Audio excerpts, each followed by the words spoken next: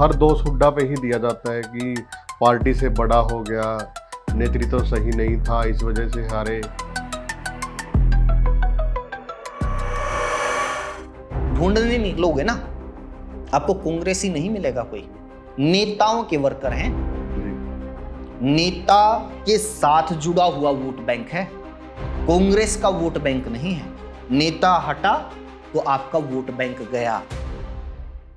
ये चुनाव तो आम आदमी पार्टी भी दिल्ली में हारी है जी, और ज्यादा बुरी तरह से हारी है। वहां पर जो आम आदमी पार्टी जिस तरह से सक्रिय है, क्या उस तरह से कांग्रेस यहां पर सक्रिय है? वहां तो वही बीजेपी के नाक में दम कर रखा है आम आदमी पार्टी वालों ने। यहाँ पे भी नाक में दम कर रखा है कांग्रेस के नेताओं ने एक दूसरे के। अब ये समिति क्या इन इतने बड़े नेताओं के ऊपर कार्रवाई कर पाएगी? ये क्यों हो रहा है कि भाई इनकी बयानबाजी भी चल रही है, इनके आपस में खींचतान भी होती है, लेकिन फिर भी एक दूसरे के खिलाफ कभी शिकायत नहीं करते। इसके पीछे रणनीति है। नमस्कार दोस्तों, स्वागत है आपका मनदीप महेंद्र शो में। दोस्तों, कांग्रेस की अनुशासन समिति बनी है, कमेटी बनाई गई है और देखते हैं कि क्या कांग्रेस के अंदर अनुशासन आएगा। मेरे साथ बातचीत में महेंद्र सिंह है। सर, स्वागत है आपका। शुक्रिया मनदीप जी, बहुत बहुत धन्यवाद। सर, कांग्रेस ने कमेटी बनाई है, कुछ भला होगा सर कांग्रेस का? अनुशासन समिति बनाई गई है मनदीप जी, और आप ये मान के चलिए कि कांग्रेस और अनुशासन का रिश्ता ऐसा है जैसा उत्तरी ध्रुव का दक्षिणी ध्रुव से, जैसा आसमान का धरती से। मानो मतलब इनका मिलाप कभी नहीं होता है। या तो कांग्रेस रहेगी या अनुशासन रहेगा।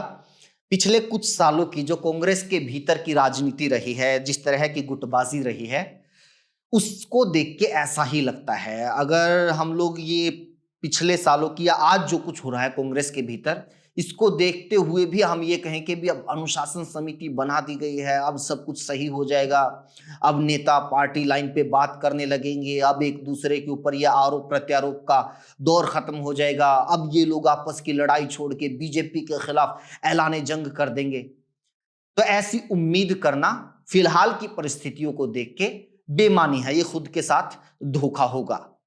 आपने देखा होगा कि कांग्रेस क्या करती है कि साथ की साथ अपनी गतिविधियों की पोल खोल देती है, और खासतौर पर यह अनुशासन के मामले में।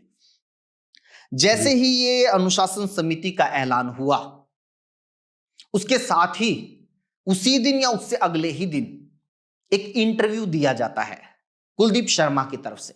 पार्टी के वरिष्ठ नेता, स्पीकर तक रहे हुए हैं। अब वो जो बयानबाजी देते हैं, वो जिस तरीके की टिप्पणियां करते हैं उस इंटरव्यू में, वो आपकी अनुशासन समिति को पहले ही दिन आईना दिखा देते हैं कि ये ड्रामेबाजी या ये जो फॉर्मेलिटीज हो रही हैं पार्टी में, इसका कोई असर नहीं है। तो आप ये मान के चलिए कि पिछले कुछ टाइम से कांग्रेस जो ये गतिविधियां कर रही है, कुछ कुछ ऐसी खबरें जो बन रही हैं, जो पहले की नकारात्मक खबरों को ढकने के लिए ये सक्रियता दिखाई है कि भी बार बार कहा जा रहा था संगठन नहीं बन रहा है, संगठन नहीं बन रहा है। कांग्रेस ने संगठन बना दिया, जिला अध्यक्ष बना दिए, प्रदेश अध्यक्ष नया बना दिया। अब उसके बाद क्या क्या दिखा आपको कि नए प्रदेश जिला अध्यक्ष बनने के बाद कौन सा आंदोलन नया कांग्रेस ने छेड़ दिया? कहीं दिखे ही नहीं सर। वो एक जो बार लिस्ट आई थी, बस एक बार। हाँ जी, वो जो जिला अध्यक्ष बनाए गए थे, कौन से मुद्दे को लेके उन्होंने सरकार को घेरा या सरकार के खिलाफ उन्होंने नाकेबंदी कर दी, सरकार के खिलाफ कोई नया खुलासा कर डाला? सिर्फ एक चीज को लेकर सक्रियता दिखी है एक दो जगह पे कि फलानी जगह पे मीटिंग में, प्रेस कॉन्फ्रेंस में कुर्सी नहीं मिली। ऐसा लगता है कि कांग्रेस का जिला अध्यक्ष बनने के बाद एक कुर्सी लेना ही ये मोटिव था किसी प्रोग्राम के भीतर। उसके अलावा कोई मोटिव नहीं था कि जी हाँ, हम क्या कर रहे हैं पार्टी को मजबूत करने के लिए या सरकार को घेरने के लिए।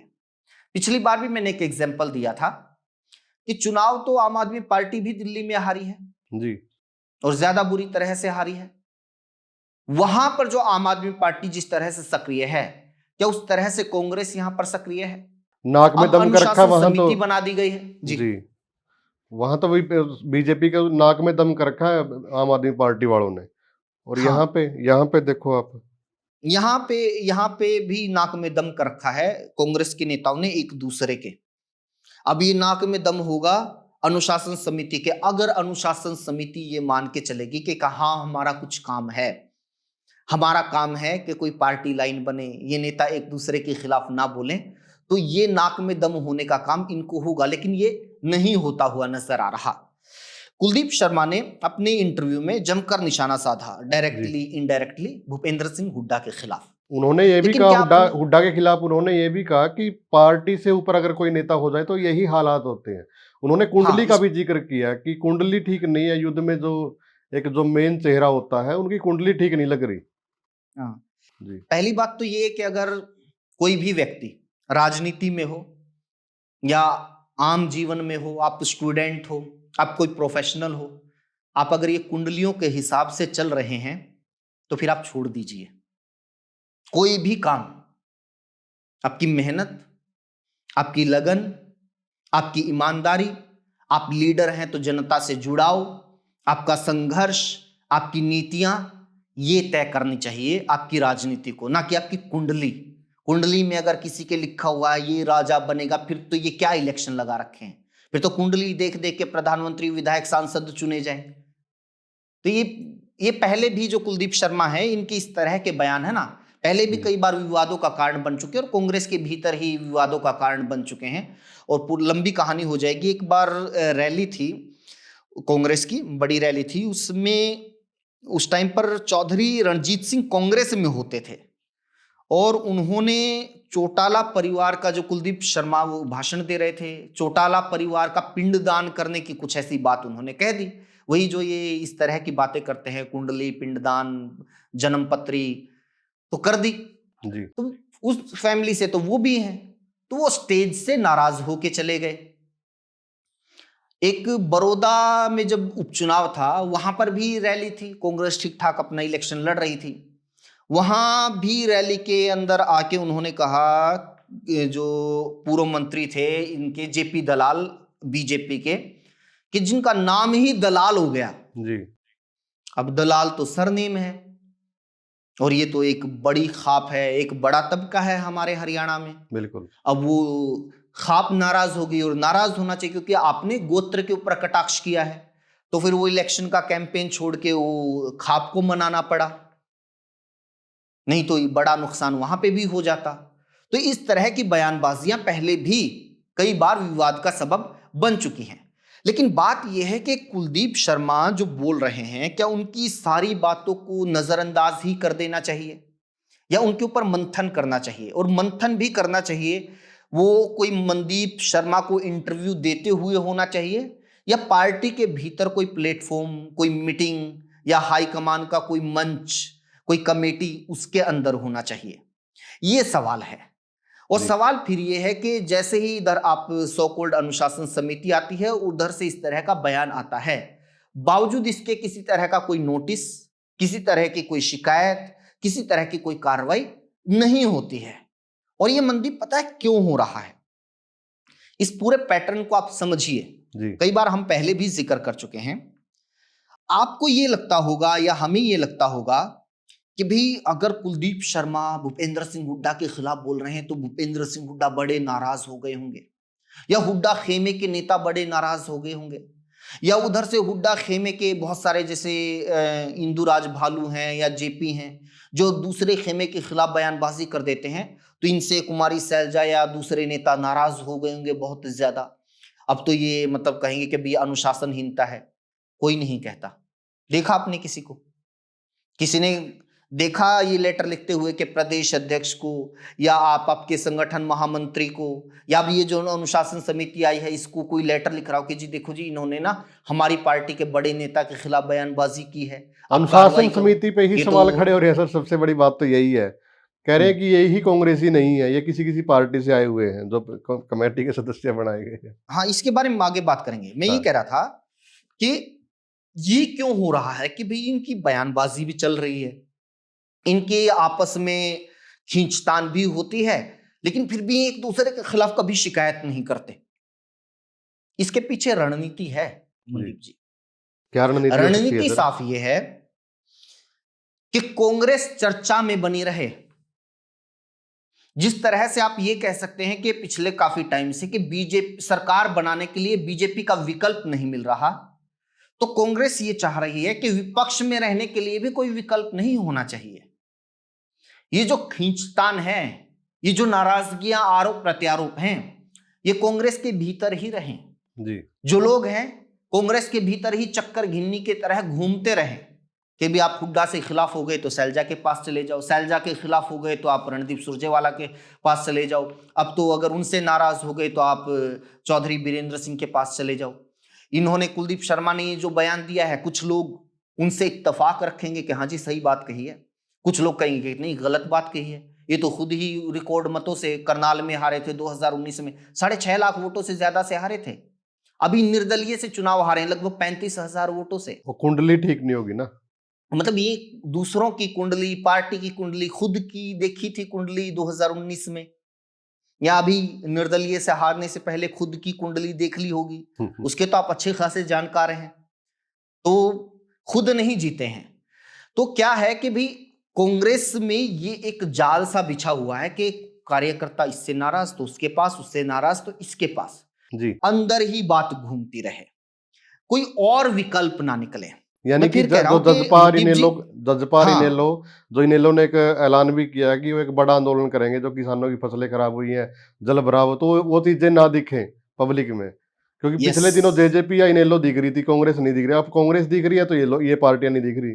यस यस, और उसमें भी मैं फिर कह रहा हूं, उसमें अच्छी बात आपने ठीक जिक्र किया जी। कि इनेलो की तरफ से ऐलान किया गया है किसानों के पक्ष में आंदोलन करने का, और आज की तारीख में इलेक्शन देखो बहुत दूर हैं। हाँ। अब अगर राजनीति होनी चाहिए तो इशू बेस्ड होनी चाहिए ना। जी बिल्कुल। तो अब जो मुद्दा होना चाहिए था आज की तारीख में, क्या मंडियों में जाइए, फसलें नहीं बिक रही हैं। सरकार की तरफ से बार बार कहा जाता है कि 24 फसलों के ऊपर एमएसपी दे रहे हैं हम लोग। जो मुख्य फसल है, धान बिकवा के दिखा दीजिए आप एमएसपी के ऊपर, बाजरा पिट रहा है, आपकी कपास पिट रही है, मूंग पिट रही है, और एमएसपी से बहुत, मतलब 500 से लेकर हजार रुपए तक कम रेट में ये फसलें पिट रही हैं। तो आज की तारीख में क्या होना चाहिए था? आंदोलन होने चाहिए थे, किसानों के चाहिए साथ थे। खड़े होते। और इन किसानों के लिए अगर कोई पार्टी कह रही है कि हम आंदोलन करेंगे, तो मुद्दा ये होना चाहिए था। लेकिन अब मोटा माटी हरियाणा की राजनीति में चर्चा क्या है, और हम भी कर रहे हैं, इस बात के गुनहगार हम भी हैं जी। कि भी अनुशासन समिति बनी है, इधर से कुलदीप शर्मा बयान दे रहे हैं, क्या होगा, कांग्रेस सुधर जाएगी या कांग्रेस में अब कुछ बदलाव हो जाएगा। जी, लेकिन जो ये कांग्रेस के अंदर एक समिति बनी है, इस पे ही बड़े लोगों की बातें चल रही हैं। ये कह रहे हैं कि यही कांग्रेसी नहीं है, ये भी किसी न किसी दल से आए हुए हैं। हाँ, ये तो देखो, ये प्रदेश अध्यक्ष जब बनाए गए थे तब भी के भी ये उस टाइम पे कांग्रेस छोड़ के चले गए थे, भजन लाल जी के साथ चले गए थे ये। और अब ये समिति बनी है, इसमें भी शायद एक नेता को छोड़ के लगभग सारे नेता या तो मूल रूप से कांग्रेसी नहीं है, हाँ। या फिर वो कांग्रेस छोड़ के चले गए थे, वापिस कांग्रेस के भीतर आए हैं। तो यानी एक तरह से यूं कहा जाए कि भी पार्टी से जुड़े हुए खाटी, कभी ये पार्टी लाइन से अलग नहीं गए, पार्टी की विचारधारा से अलग नहीं गए, वो नेता नहीं हैं ये। जी। अब ये आने के बाद, पद संभालने के बाद कार्रवाई करेंगे, और कार्रवाई करेंगे तो किसके ऊपर करेंगे? क्या सच में इनके पास वो पावर है कि ये कार्रवाई कर देंगे किसी के ऊपर? क्योंकि बोलने वाले तो ऐसे नेता हैं जो एक तरह से, जिनको ये बताना चाहिए कि भाई नहीं, छोटे जो दूसरे नेता हैं, कि आप ऐसा मत करो, ये पार्टी लाइन है, ऐसे बोलो, पार्टी प्लेटफॉर्म पे बात रखो, अपनी जो अंदरूनी फूट है, अंदरूनी लड़ाई है, इसको मीडिया की सुर्खियां ना बनने दो। इनको ये लाइन तय करनी चाहिए थी, लेकिन यही लोग खुद इस चीज का बंटाधार कर रहे हैं। अब ये समिति क्या इन इतने बड़े नेताओं के ऊपर कार्रवाई कर पाएगी? ये अपने आप में बड़ा सवाल है। जी। दूसरी बात सर, जैसे हुड्डा साहब को हर दोष हुड्डा पे ही दिया जाता है कि पार्टी से बड़ा हो गया, नेतृत्व तो सही नहीं था, इस वजह से हारे। तो ये बातें लगातार उन्होंने इंटरव्यू में भी कही है। तो क्या लग रहा है, क्या सच में ही अगर जो लोग बोल रहे हैं ये बातें, तो कहीं ना कहीं सच है ये चीजें? ये है ना, कांग्रेस के अंदर चलन है मनदीप जी। अब आप ये मान के चलिए कि ये जो हरियाणा कांग्रेस के नेता हैं, इनको लगता है कि ये तो सिर्फ हरियाणा में ही दिक्कत है, बाकी दिक्कत नहीं है। ये जो दिक्कत है ये या तो हुड्डा की है या शैलजा की है। जबकि सच्चाई ये है कि आपकी पार्टी, आपका पार्टी हाईकमान पूरे देश में ही कांग्रेस को इस तरह से चला रहा है। जहां जहां कांग्रेस आज की तारीख में जिंदा है, वहां लगभग आपको 2, 3, 4, 5 गुट मिलेंगे। आप हिमाचल प्रदेश से आ जाइए, सरकार है वहां पर, लेकिन आज भी वहां पर एक पूर्व मुख्यमंत्री का ग्रुप है और एक मौजूदा मुख्यमंत्री का ग्रुप है। और ये बात सरेआम है, कोई लुक्का छिपी नहीं है इसमें। सरकार टूटने तक की नौबत आ गई थी। आप उसके बाद आ जाइए जहां कांग्रेस जिंदा है, पंजाब में कितने गुट हैं, गिनती करनी मुश्किल हो जाएगी आपकी।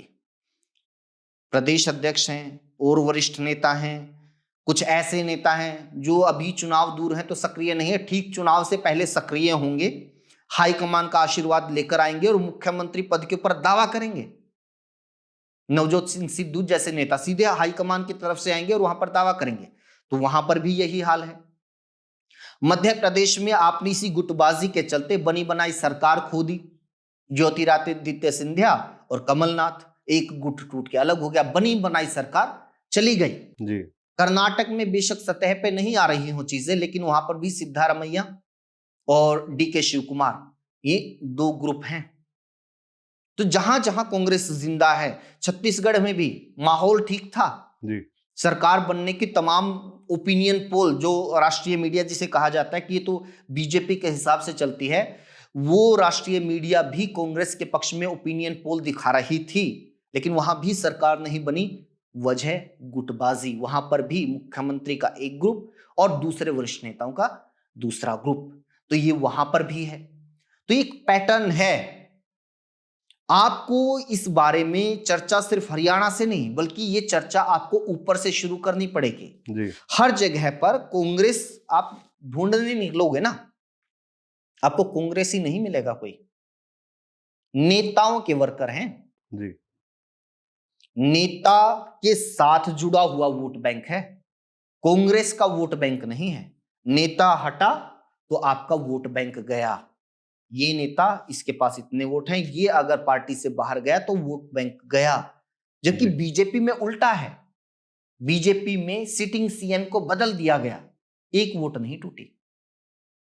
अभी चाहे बेशक जो मौजूदा सीएम है, आप इनको बदल दीजिए, एक वोट नहीं टूटेगी जी। तो ये जो आपने ये कल्चर नायब सिंह सैनी ने या मनोहर लाल खट्टर ने नहीं तय किया है, ये खुद का ही कल्चर है, हाईकमान ने तय किया है। ये वहां पर चाहे मोदी हो, अमित शाह हो या नड्डा हो, उन्होंने तय किया है। और फिर उन्होंने ये जो कल्चर सिर्फ हरियाणा में तय नहीं किया है, उन्होंने मध्य प्रदेश में किया। बार बार जो मुख्यमंत्री बन रहे थे, इतने मजबूत नेता, उनको हटा दिए, फिर भी जीत गए। राजस्थान में वसुंधरा राजे को आपने दरकिनार कर दिया, फिर भी जीत गए। क्यों? क्योंकि आपने कल्चर ये बनाया है पार्टी के भीतर कि वोट बैंक पार्टी का होना चाहिए, नेताओं का नहीं। हरियाणा में भी ऐसे हुआ, खट्टर साहब को हटा दिया नायब सैनी के साथ, अब जीत गए। कोई फर्क नहीं पड़ा, कोई फर्क नहीं पड़ा। अभी हर जगह यही ये कल्चर सेट करने की बात मैं कह रहा हूं, ये पैटर्न है जी। और ये पैटर्न तब तक नहीं बदलेगा जब तक आप ये मान के चलेंगे कि जी ये तो हरियाणा में है, बाकी जगह क्या है जी जी। अच्छा, इसमें भी ये है, देखो किस तरीके से तय होती हैं चीजें, और ऊपर से ही तय होती हैं।